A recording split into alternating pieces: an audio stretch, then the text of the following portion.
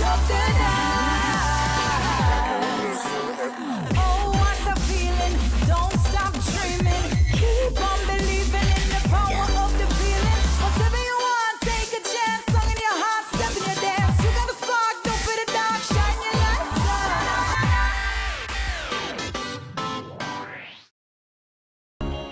Sagicor Bank, supporting businesses with guidance and services to create the recipe for success. The time by Sagicor Bank is 7 p.m.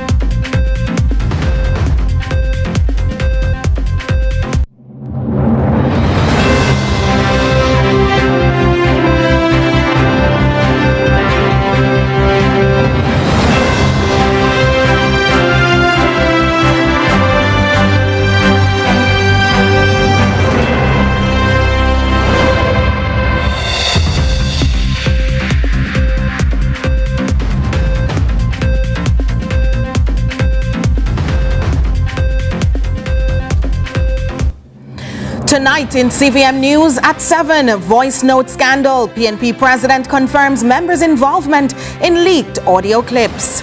JLP fires back. Senator criticizes PNP response to voice notes. Jobs, wages and migration. Questions raised over the future of Jamaica's workforce. In Small Biz, big dreams, from healing hands to big plans. Kevin Black tells the story of a masseuse. And in sports, Jamaica mines 2 gold medals at the Commonwealth Games, including an historic first in high jump.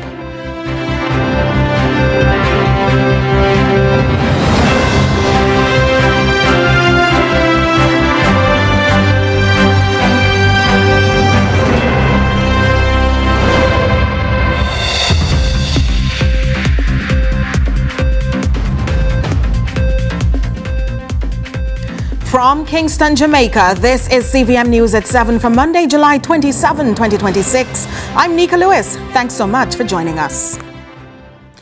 Opposition leader Mark Golding admitted on Sunday that members of the People's National Party PNP recorded and sent the now controversial leaked voice notes plotting the sabotage of the country's National Reconstruction and Resilience Authority, NARA.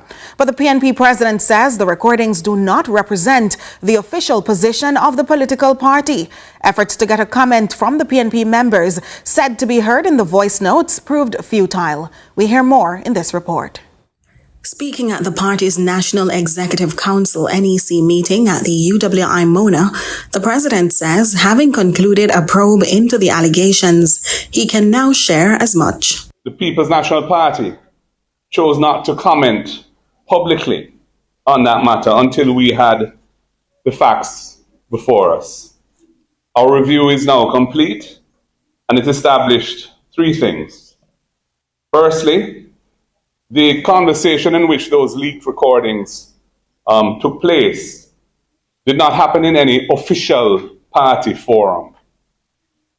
Secondly, no party officer, no officer of the party participated in that discussion.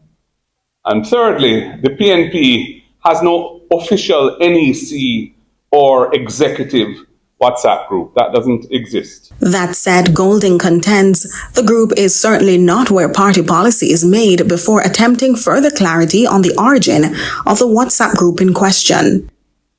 This was a WhatsApp group formed by individuals within the party, and the views expressed were their personal views.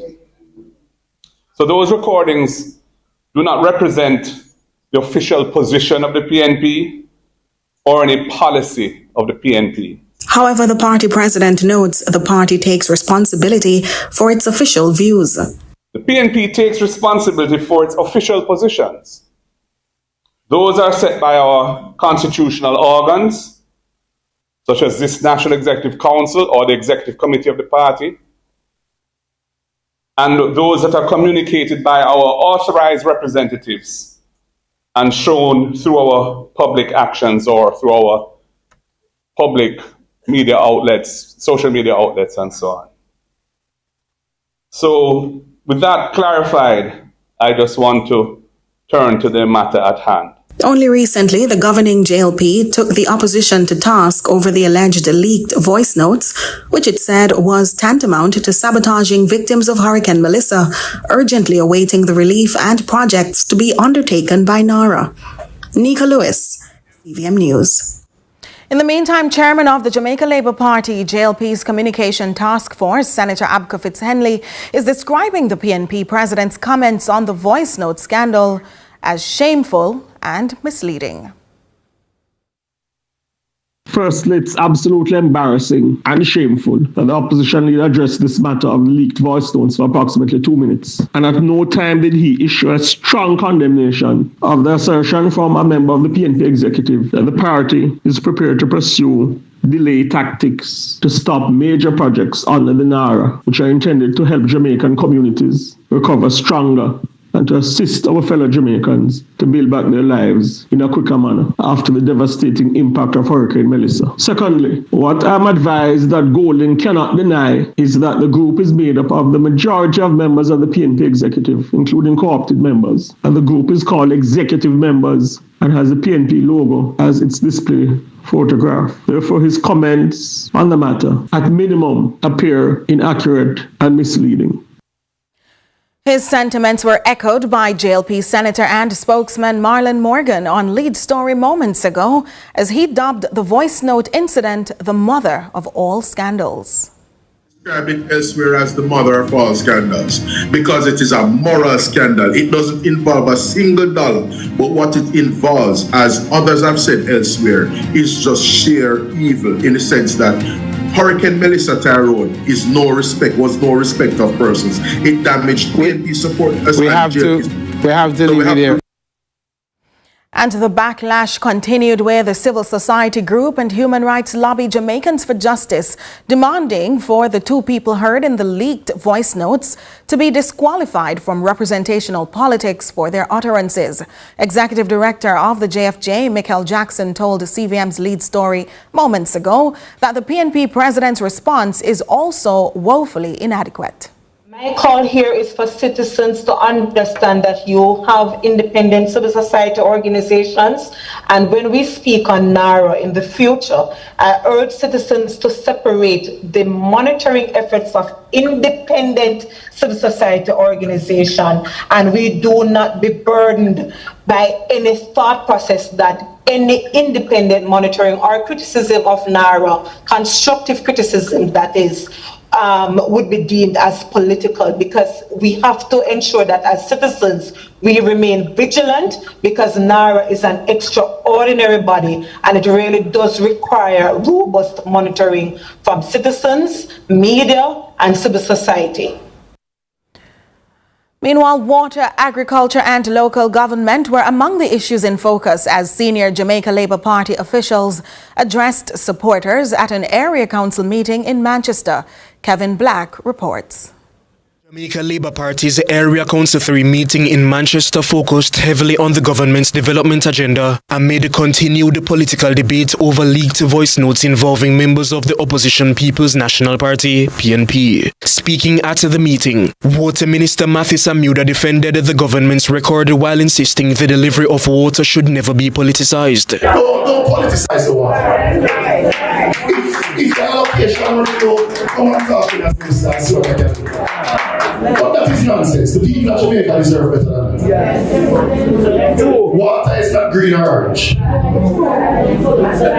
And we have not governed in that way. And I do intend to start now. Certainly with my oversight of water. Though we in drought now, we commit to you that at the end of the term we'll be able to say we have improved the water supply for 350,000 Jamaicans, more than 10% of the population in a single term labor rights. The discussion then shifted to the leaked voice notes involving members of the People's National Party. State Minister in the Education Ministry, Rhoda Crawford, argued the recordings confirmed long-standing claims that government projects were being delayed at the municipal level. Before that voice note, them used to take long with me stop them. Yes. I can't get them out.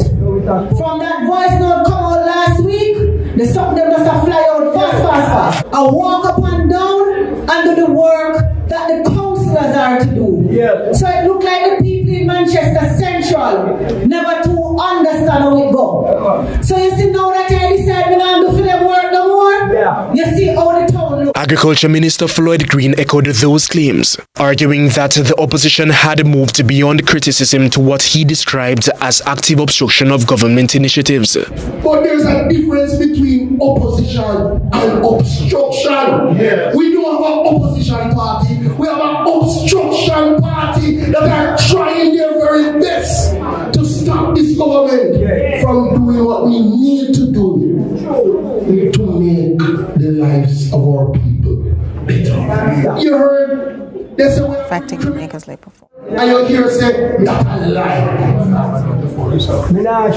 You hear they say you have to get ID for your backyard farming. I have to go tell them say that's a lie. You hear they say Nara is not going to be transparent, and we have to remind them say that a lie. Kevin Black reporting for CVM News. And calls are mounting this evening for the government to address a number of issues affecting Jamaica's labor force, with low wages high on the list of concerns. This comes amid new data showing more Jamaicans are taking up employment opportunities overseas, even as thousands of foreign nationals continue to receive work permits here in Jamaica. According to one economist, while this trend isn't necessarily a bad thing, he argues Jamaica must tackle long-standing issues to drive stronger economic growth. Amoy Harriet has the details. Over 15,000 Jamaicans left the island last year to take up overseas employment. According to the 2025 edition of the Economic and Social Survey Jamaica, which is an annual publication of the Planning Institute of Jamaica PIOJ, this represents a 4.8% increase when compared to 2024. But while some workers are leaving the island, others are coming in. That same survey reviewed that over 5,000 work permits were issued to foreign nationals by the Labour Ministry. A majority of those workers are Chinese nationals. I think it reflects, the modern state of the labour market, like you said in your introduction earlier, because the international mobility of labour is not just unidirectional. So it works in both ways. People come here, people also go abroad. Keenan Faulkner is an economist. He says while some may see the two trends as contradictory, the movement of labour across borders is normal in today's global economy and should not by itself be viewed as a cause for concern. I don't think that we should either restrict movement in either direction. So persons can be allowed to participate in overseas employment programs just as much as persons are allowed to come here. But Faulkner is raising concern about what he describes as a major obstacle in labour importation. One of the main complaints has tended to be the prohibitive cost of issuing work permits. So I was quoted a figure some time ago within the last year that it was around $5,000 per person. So if I was an entity bringing in, say, 10 people, that is already 50,000 US, plus the other costs in addition to the work permit. Now, according to the PIOJ, work permit approvals continue to be concentrated in the wholesale and retail industry, repair of motor vehicles and motorcycles, construction, as well as accommodation and food service activities. Those three areas traditionally have been said to be the areas where the shortages are the greatest. And Faulkner argues that unless Jamaica addresses long-standing issues such as low wages, these shortages will persist. We are going to be stuck at the current levels of production that we currently have, because Jamaica is really an interesting paradox. We have had record low unemployment for quite some time now, but growth is still meandering at around 1 to 2%. It shows that the addition of every unit of labor to the labor force is not really sufficient to drive high value added economic activity. Amoy Harriet, CVM News. Stay with us. CVM News at 7 continues in a moment.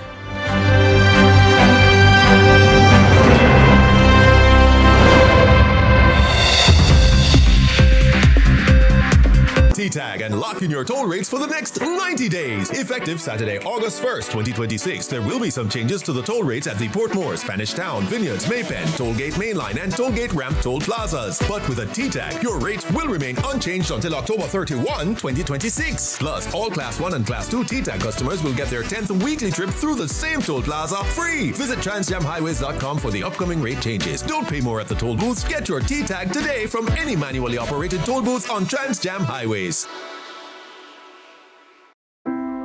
Before the first patty is made, there are hands that raise it, hands that grow it, hands that move it, hands that bake it, and hands that serve it. For Jamaica, by Jamaica. Through challenges and changing seasons, they stood strong. They built with us. They believed. To every farmer, every team member, every partner, thank you.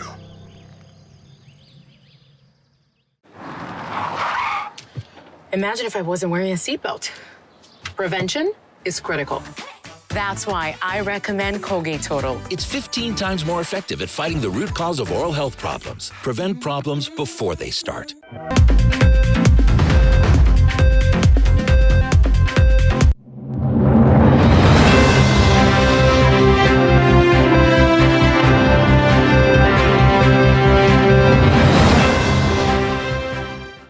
Thanks so much for staying with us. Still in the local news, the nature of crime in the St. Andrews Central Division is shifting. After battling high levels of gang-related violence in recent years, Commanding Officer for the St. Andrews Central Police Division, Superintendent Mark Harris, says the police's focus has now turned to interpersonal conflicts and domestic violence as they work to contain these emerging threats. Carla Ramdeen has more. Speaking on the police's Force for Good podcast, Commanding Officer for the St. Andrews Central Division, Superintendent Mark Harris, noted that while the division was grappling with high levels of gang-related crime in 2024 and 2025, the focus has now shifted to interpersonal conflicts and domestic violence, an emerging trend the police are working to curb. Because we know where the gangs are and where they operate and who they are in conflict with. And we put police right there, hotspot policing. But the interpersonal things, even in Jackshill, we have in murders that is not normally a place where we have murders. Garden Town Road, Small Lines Road, and these are interpersonal rather than gang conflict. So we have managed to control the gangs, but the interpersonal and the domestic is our major concern, and we are trying to get that. Superintendent Harris says the police are addressing the shift through greater community engagement and community-based intervention programs aimed at preventing conflict before it escalates. If you could look at the viral video couple months ago, you see a JC at the school where they were having, we went there and we have intervention. Leading up to boys camps, we had to do those meetings at the transport center to get students and parents and stakeholders to these are the engagement to prevent these issues, domestic issues and gang conflict. Superintendent Harris also explained that another method used to curb crime in violent communities is the responsible granting of event permits to help preserve peace in communities. We manage it, and sometimes we turn down a lot of these events, and you know that they can appeal to the commissioner if we turn it down. So sometimes we turn down some of them for a certain reason, like a violence producer keeping it, and we pick up that. We write to them saying that, no, this area and your behavior, we are not going to give you a permit. So they can appeal to the commissioner. But as I said, it's challenging because there's a lot, especially in the summer here. Carla Ramdeen, CVM News. Residents of Barking Lodge in St. Thomas are raising concerns after several fish tanks were constructed near a school, prompting questions about whether the development received the necessary approvals. Renee Gordon reports. The construction of 8 fish tanks near a school in the Barking Lodge community has sparked concerns among residents who fear the development could pose a challenge when the new school term begins. Residents say the development has left many uneasy, with concerns mounting over the potential risk so close to where the children play. I see the Charles are building fish tanks. But my concern is, why is it building where the school is, below the primary school, where children are up and about? What is going to happen to our children? That is what I want to know. Isn't there any justice for this? Children can stray, walk away, go down there, things happen to them.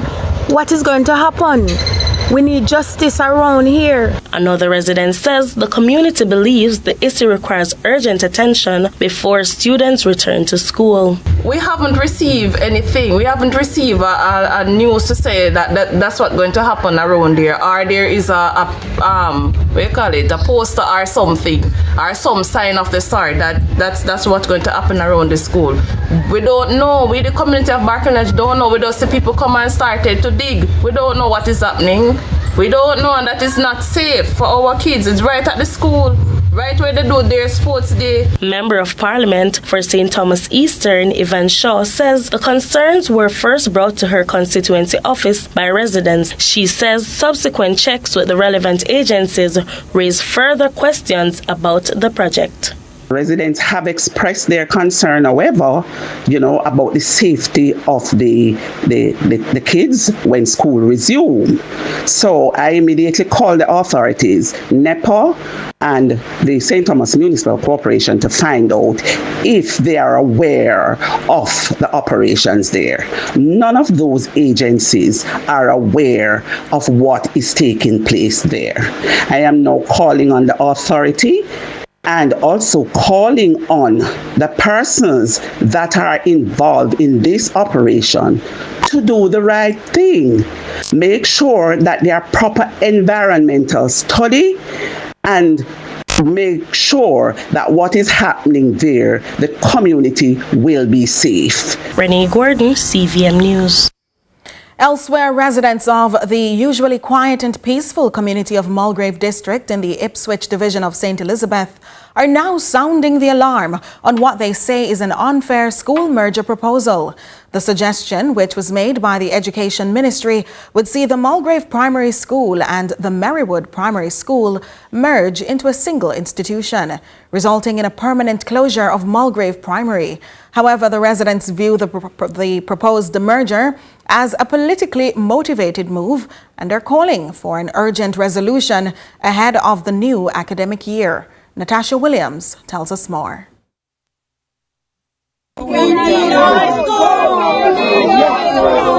The cry is loud, the anguish is evident, and their reasons were laid bare on placards. Since the Mulgrave Primary School was established 79 years ago, one resident, Leo Granston, says several similar calls were made by the Ministry of Education to shut down the institution, but due to resistance from residents, it remained open. Now, after withstanding the wrath of Hurricane Melissa recently, another storm is on the horizon. This school is a special school to us, and is a school that contributes to the district. When you close down the school, you close down the farmer, you close down the farmer. When the next hurricane come, where we go? We have no shelter. This is our shelter. We don't have no community center. This is all the shelter we have. And my God, you want to tell ministry we're going to go shut down the school? The residents who staged a protest on Monday said their strong stance against the proposed merger of the two primary schools is largely due to safety and financial concerns. The biggest problem though is to leave Mulgrave, walk to Merrow with these little girls from 5-year-old to around 11-year-old, and we sit at our home and someone come and tell us they adopt this little girl from the crowd and then bring her gun. Just like over here on the news all the while, they take little girls, they rape them, kill them, and Mr. Uncle come and say, oh, condonation to the family. That is not good. what we want in our vicinity. We want the government to intervene. Let us fix our school. Give us the okay, the green light. There's the 27th of July 2026, and it's a dark day for the community. A community without a school is not worthwhile living. And if we have to migrate the community, what will happen to the community? There's no community center here, there's no church here, and the school is also used as a polling station. We need our children to get a chance to become somebody successful. The school is doing excellent, the grades are up, and our children are going to prominent high school. Parent Teachers Association PTA President of Mulgrave Primary, Oral Brown, stressed that while the association isn't against the merger, it is suggesting a reshuffling. We have a population here of 40 children, which in the other joining community school have 20. And for us to send our children back way out of our community, that wouldn't be good. The cause for the closure by the ministry was made in June after the school's building was deemed unfit for continued use. However, following an inspection of the building by the St. Elizabeth Municipal Corporation's technical department, a report dated July 21 disclosed the building is in satisfactory condition and with repairs to the roof, it would be suitable for reopening in the new school year. Residents says donors and past students have already chimed in and bought materials to assist in the repair efforts estimated to cost $1.5 million. Efforts to get a comment from the Education Ministry's regional office proved futile, but parents in the affected communities are still demanding answers. Natasha Williams, CVM News. Meanwhile, hoteliers in Negril, Westmoreland are doing everything they can to prepare sections of the parish for the 2026 hurricane season. With the effects and the aftermath of the last two hurricanes still on their minds, the tourism players are striving to keep abreast of the work that needs to be done in the parish. Crystal Williams has more. We are accustomed to it. We know when to expect rain at certain times of the year, and most of us are prepared and so for it. So, you know, while it's something that we don't enjoy when it rains too much, obviously we don't mind when it rains, because when it's too dry, it's also a problem. As you know, a few years ago, we had issues with water supply in the pipes because there was not enough. On this side of Jamaica, have to literally pack up our things and move out of the way. This is the strategy being undertaken by hoteliers, including General Manager at Tensing Pen Resort in West End, Joseph Smith, as they prepare sections of Negril, Westmoreland for the upcoming hurricane season. According to Smith, they have already stored an adequate supply of water, purchased the necessary tools and material needed to batten up vulnerable areas, along with necessary storage areas. What we must do on this end of Jamaica is to literally remove furniture, fittings and fixtures from the rooms, from the cottages, from the buildings, especially those that face the ocean. Store them elsewhere and do as much as we can to secure sockets and other connections inside the rooms. He says a unique approach to hurricane preparation is needed this time around, after two consecutive disasters over the last 2 years, and specifically for this section of the island. He also says the mental strain regarding the experience and the aftermath of a hurricane can be the most devastating factor for tourists. For many hotels, there is a decline sometime in May, June, because of the start of the hurricane season. You can have physical damage and you can recover from it, but the damage that lingers is the memory that exists in the world, the memory that exists on social media, the record of it on social media, the record of it in the mass media, and the memory of it burnt into people's minds. Meanwhile, owner and operator of Boardwalk Resort and Boardwalk Plaza in Negril and the chairman of Negril's Destination Assurance Council, Richard Wallace, says though arrivals to Jamaica may be down, the tourist traffic to Negril has been steady. We haven't been doing very badly at all over the last few months. I think the downturn in traffic or in arrivals to Jamaica is mainly because of the hotels in Montego Bay that are closed. but we have been getting a decent amount. What we have found though is that tourists are not booking far in advance anymore. We're getting a lot of last minute bookings, but it's been constant and it's been steady. So we're grateful for that. Crystal Williams reporting for CVM News. We take a break. Stay with us.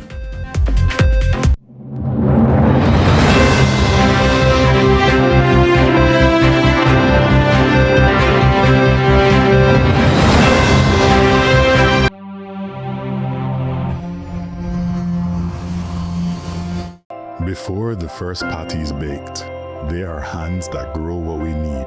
For Jamaica, by Jamaicans.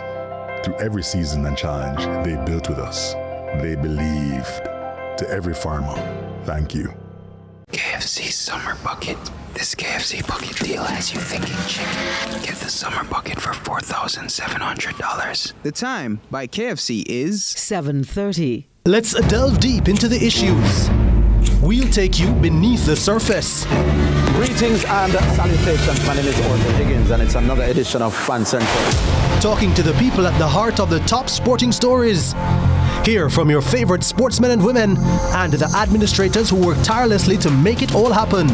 It's live sports talk.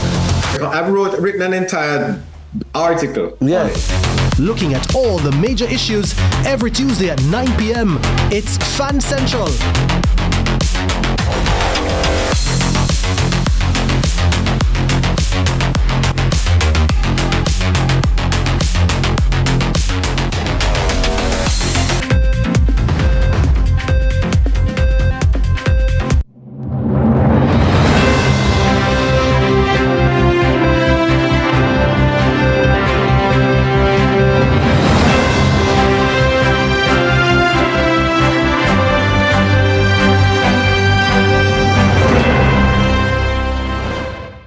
Welcome back. For generations, many Jamaican parents have activated the saying, spare the rod and spoil the child. Strict discipline and, in many homes, corporal punishment have long been viewed as essential in the upbringing of respectful, responsible children. But as Akeem Art reports, conversations around mental health, childhood trauma, and positive parenting continue to grow, with many now asking whether these traditional approaches are truly preparing children for life or whether they are leaving emotional scars that last well into adulthood. Spare the rod and spoil the child. Traditional Jamaican parenting has long been built on the philosophy that children should be seen and not heard, and that physical discipline builds respect. But psychologist Dr. Leakim Samaj says this approach has created generations of people carrying unresolved emotional trauma. Corporal punishment is a very strange thing. It works in one of two ways.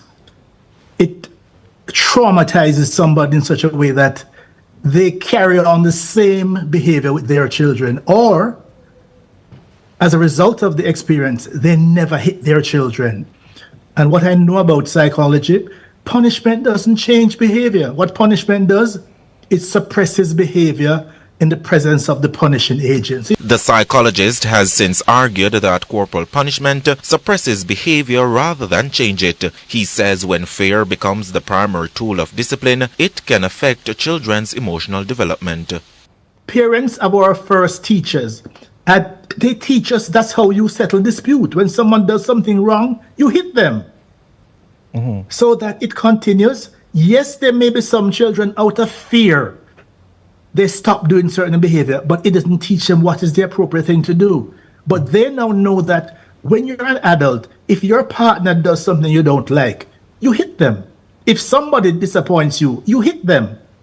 So that we can do much better than that. We have learned a whole lot more as human beings. Dr. Samaj points to issues such as violent crime, domestic abuse, road rage, and unresolved conflict as connections between how children were raised and how they now manage anger, authority, and disagreement as adults.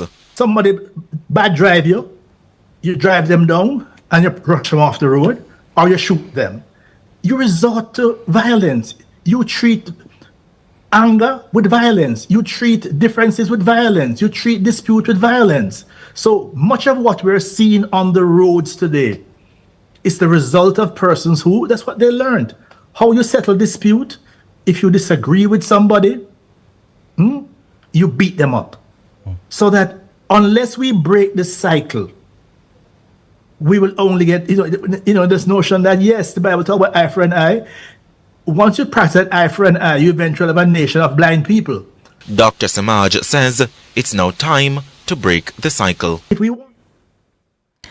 As more Jamaicans place greater emphasis on health, wellness and self-care, businesses offering holistic services are seeing growing interest.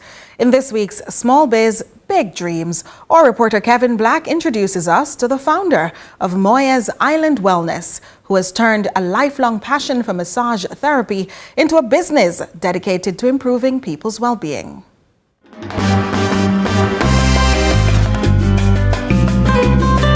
This time on Small Biz, Big Dreams, we drove a fast pace to find the massage place. This is Small Biz, Big Dreams.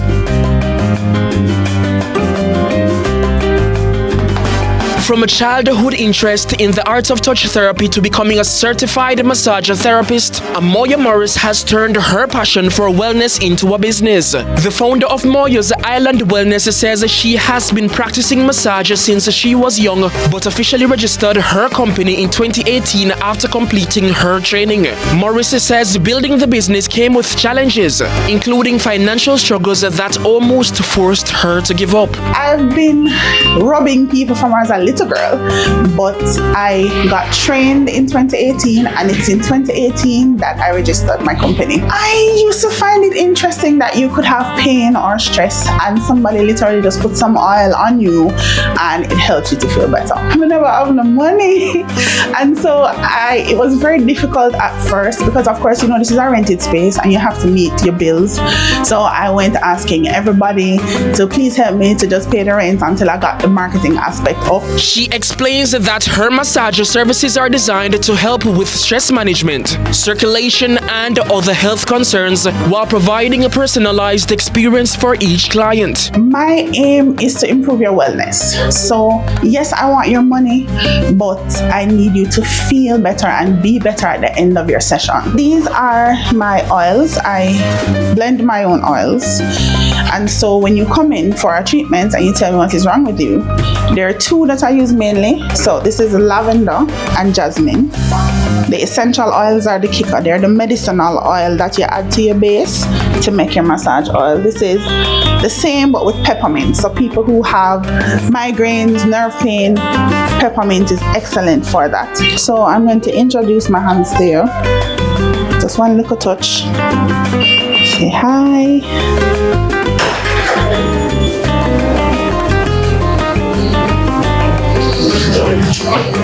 This is part of the reason why I like doing this, because you see when the pain goes and people relax and they fall asleep, I feel like I get paid. So when they give me the money, I feel like I get double pay. Just to know that you're able to move from that stressed out, pained up state to a relaxed state is very rewarding. As she continues to grow her business, Morris is encouraging aspiring entrepreneurs not to wait for the perfect conditions before starting. You're probably not gonna have the money, but start. Just believe in what you're doing, and there might be days when you don't believe in it anymore, you're going to give up. But I have tried working for people and I've had all kind of challenges. So I realized that, maybe I need to work for myself. We are at Bignall Plaza upstairs, shop number 5D. When you're facing the fire station, we're literally upstairs. You can see us. And my contact information, WhatsApp and calling number is 876-349-4821. We are also on Instagram, Moya's Island 18, which is the year I started. That's our handle. We are